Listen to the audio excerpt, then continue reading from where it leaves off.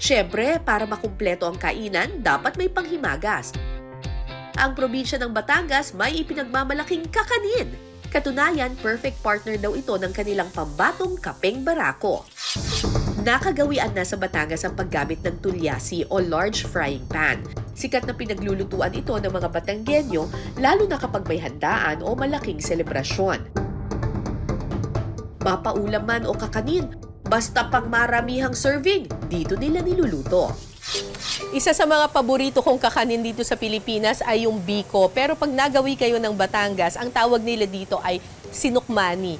In fact, tuwing June sa bayan ng Rosario sa Batangas, meron silang tinatawag na Sinukmani Festival. Tuturuan tayo ngayon ni Florence kung paano gumawa ng sinukmani ng Batangas. Okay. Mahirap daw itong gawin eh. Okay, start na tayo.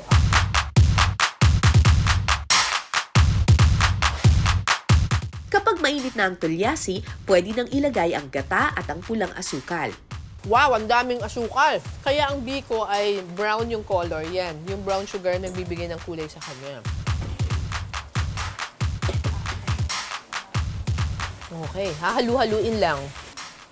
Alam niyo po mga kapuso, yung sinukmani, ito ay hindi pang araw-araw na kinakain dito sa Batangas. Usually kapag special occasions lang sila nagluluto ng sinukmani, lalo na noong unang panahon, kasi mahirap gawin.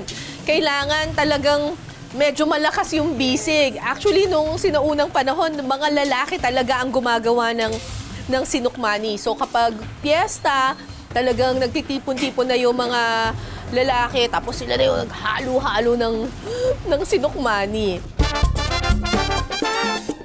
Hihintayin lang mag-simmer ang mixture at haluin ng maigi sa loob ng 5 to 10 minutes. So ang gusto nating makuha na consistency dito, yung malapot na siya talaga. So one way of telling that ay yung sandok. Yan, pwede na siya Tsaka may nagsistay na dun sa mismong sandok. Pwede nang idagdag dito yung malagkit. Lahat po to. Yes, ma'am. Wow.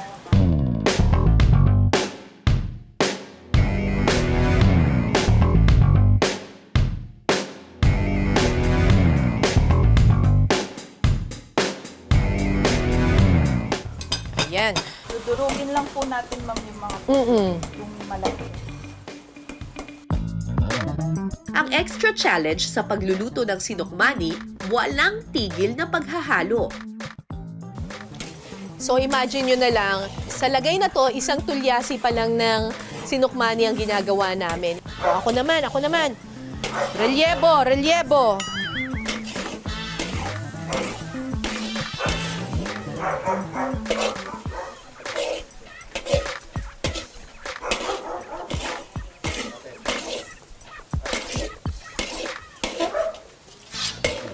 Kaya ba, ma'am? Kaya!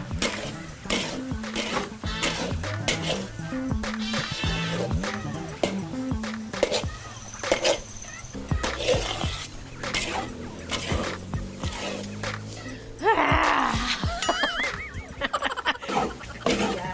ma'am. Tapos, Yun, yan. Gaganunin. Opo, yes po. ganun. Okay. May opening ba kay Aling Meding? A-apply na ako. Overqualified pa.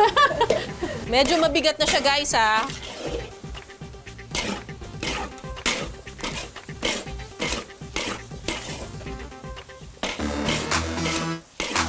At habang lumalapot ang sinukmani, naku, mas lalong bumibigat ang paghahalo nito. Pero syempre, hindi tayo pwedeng huminto sa paghahalo. Ah! Ang bigat! Ito ang workout ko. Kaya niyo pa, ma'am? Kaya! Okay na ba to? Konti pa. Konti pa? Konti pa. Konti na lang. Finish line na. Matapos ang mahabang paghahalo, pwede nang isalin ang sinukmani. Ah! Diyos ko! Wow! Ganda naman. Ganun lang talaga! Nahulog lang ng ganon. Kapag naisalin na, saka ito papatagin at lalagyan ng latik bilang toppings. Ready na ang ating sinukmani. Okay, bonggang-bongga. Ayan na! Happy Fiesta!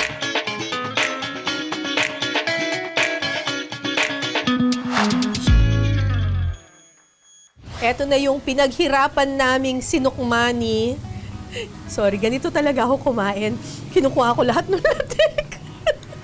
Sobrang hilig ko kasi sa latik. Alam mo, nung niluluto namin to kanina, ang dami-dami namin nilagay ng asukal. Pero, balanse yung lasa niya.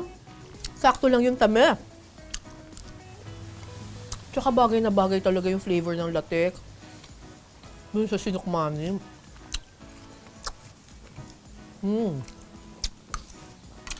Yung matamis na sinukmani, bagay na bagay din sa kapeng barako na mapait-pait. Ay, perfect combination. Panalo.